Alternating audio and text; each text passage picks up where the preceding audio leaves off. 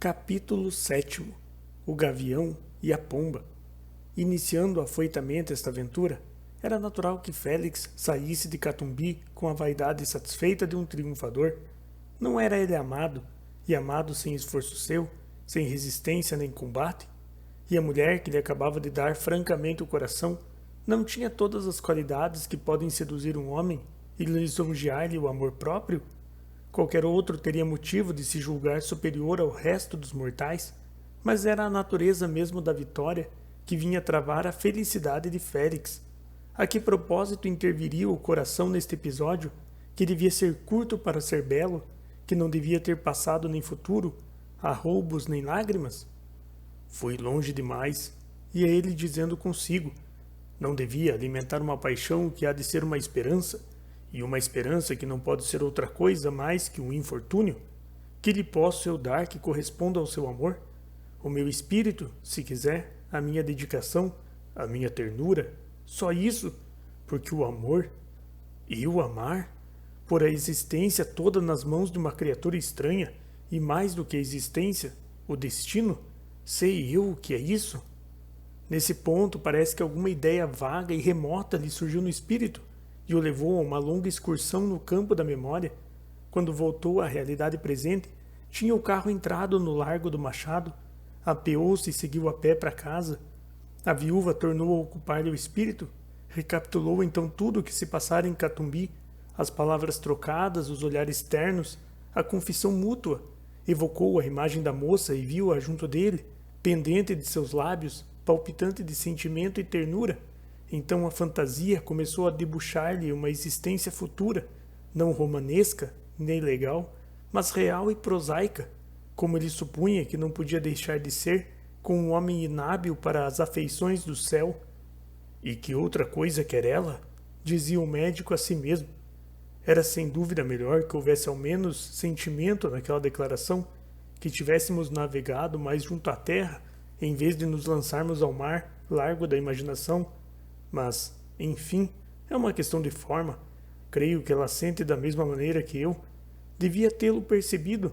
Fala com muita paixão, é verdade, mas naturalmente sabe a sua arte.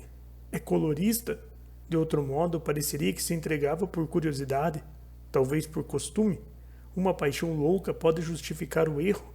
Prepara-se para errar. Não me anda ela a seduzir a tanto? É positivo, mete-se-me pelos olhos. E eu a imaginar que, quando Félix chegou em casa, estava plenamente convencido de que a afeição da viúva era uma mistura de vaidade, capricho e pendor sensual. Isto lhe parecia melhor que uma paixão desinteressada e sincera, em que, aliás, não acreditava. Não admirava, pois, que ainda desta vez a lembrança de Lívia lhe não perturbasse o sono, e que o primeiro clarão da aurora, atravessando os vidros da janela da alcova, alumiasse o rosto do médico, tão grave e plácido como na véspera. Félix voltou a Catumbi naquele mesmo dia. A viúva estava radiante de felicidade, trêmula de alegria. Estendeu-lhe a mão, que lhe apertou, não palpitante como ela, mas cheio de delicadeza e graça. A presença de Viana, além disso, impedia qualquer outra manifestação exterior. O parasita, que parecia empenhado em preparar uma aliança de família com o médico, dispôs-se a não ser cruel para os dois namorados, fechou os olhos, cerrou os ouvidos e, se em todo o caso foi importuno, não o deveu à vontade, mas à situação, porque em tais circunstâncias nem todo o engenho de Voltaire pode fazer um homem interessante. Amiudaram-se ainda mais as visitas de Félix, que ali encontrou algumas vezes a família do coronel Moraes e outras, poucas, da intimidade de Lívia. Dona Matilde sentia entusiasmo pelo médico, quanto a Raquel, olhava para ele com uma espécie de adoração. Dos homens, alguns o detestavam cordialmente, outros tinham-lhe medo, não raros inveja e alguns poucos simpatia. Félix, entretanto, parecia indiferente aos sentimentos que inspirava, e deste modo obedecia a um sistema não menos que à disposição do seu espírito.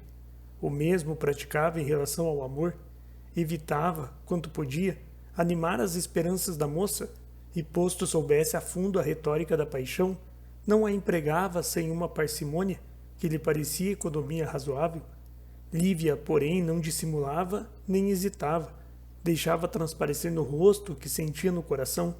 Jogava com as cartas na mesa sem previsão nem cálculo, expansiva e discreta, enérgica e delicada, entusiasta e refletida. Lívia possuía esses contrastes aparentes que não eram mais que as harmonias do seu caráter. Os próprios defeitos dela nasciam de suas qualidades. Era crédula à força de ser confiante, ríspida com tudo que lhe parecia baixo ou fútil. Tinha a imaginação quimérica, às vezes o coração supersticioso, a inteligência austera, mas compensava esses defeitos, se o eram, por qualidades capitais e raras. Um dia em que ambos conversavam do único assunto que lhes podia interessar, pelo menos do único que lhe interessava a ela, Félix pediu-lhe explicação de uma coisa que lhe parecia obscura. Obscura? Repetiu Lívia. Lembra-se da noite em que a encontrei no ginásio? Disse o médico. Estava preocupada e alheia a tudo. Conversou mal e distraída. Interessavam-lhe as cenas amorosas. Tudo mais parecia aborrecê-la. No fim do terceiro ato, levantou-se e foi-se embora. Diz-me, entretanto, que desde o sarau do coronel já começava a sentir este amor que é a sua vida. Pois bem, não estava eu lá, a seu lado, no teatro? Não. Oh, estava outro homem, muito diverso deste que eu vejo agora ao pé de mim, porque ainda não me amava. Mas não era só isso. Era mais. Pensa que os seus atos, sentimentos e pessoa não são objeto dos comentários estranhos? Importam-me tão pouco os comentários? Pois bem, falaram-me muito mal do seu coração naquele dia. Que lhe disseram desse viajante incógnito? Viajante? Perguntou Lívia. Que foi? Emendou Félix. Disseram-me muitas coisas más. Deu-lhes crédito? Não, mas fiquei triste. Eu estava acostumada a admirá-la de longe. Conhecia-o pouco, mas meu irmão falava-me muita vez a seu respeito nas cartas que me escrevia para Minas, e Raquel fazia coro com ele. Seu irmão tem certo entusiasmo por mim, disse Félix. É natural que exagere os meus méritos. Quanto à filha do coronel, é uma criança que se acostumou a ver-me com olhos de irmã mais moça. Quer então que eu acredite antes nas coisas más? Nem más, nem boas, Lívia. Conheça-me primeiro, fará depois um juízo seguro. Ah, conheço-te! Exclamou ela.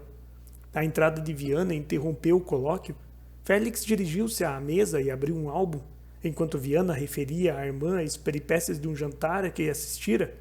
O álbum da viúva, que o médico abria pela primeira vez, estava já alastrado de prosa e verso.